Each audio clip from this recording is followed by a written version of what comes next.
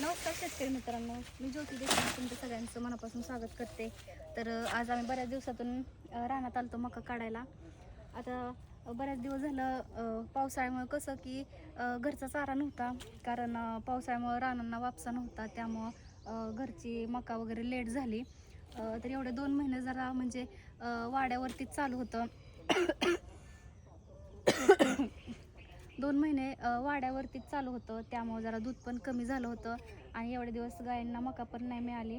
त्यामुळे जरा 2 महिने काय परवडलं नाही बरं का, कारण विकतचा जर चारा असेल आणि त्यातली त्यात फक्त जर वाड्यावरती चालला असेल ना, तर मग गायींचं दूध पण कमी येतं, दूध पण कमी होतं आणि शिवाय परवडत पण नाही विकतचा चारा असेल तर. तर जेवढं घरचा जेवढा तुमचा चारा असेल ना, तेवढाच या दूध व्यवसायात फायदा राहतो. आणि आता मका आली आहे, तर मक्याने दूध पण वाढेल आणि शिवाय घरचा चारा आता इथून पुढे एक साधारण 8-9 महिने तरी आपल्याला काही घरच्या चाऱ्याचा प्रॉब्लेम येत नाही. 8-9 महिने पुरेल असा आपला चारा राहतो घरचा. फक्त पावसाळ्यामुळे 1-2 महिने जरा अडचण येते बरं का. आता तरी ह्याच्यासोबत ही आपल्याला एवढी एका दिवसाची मका लागते एवढी, सोबत घास पण असतो आणि अजून वाढ पण आहेत.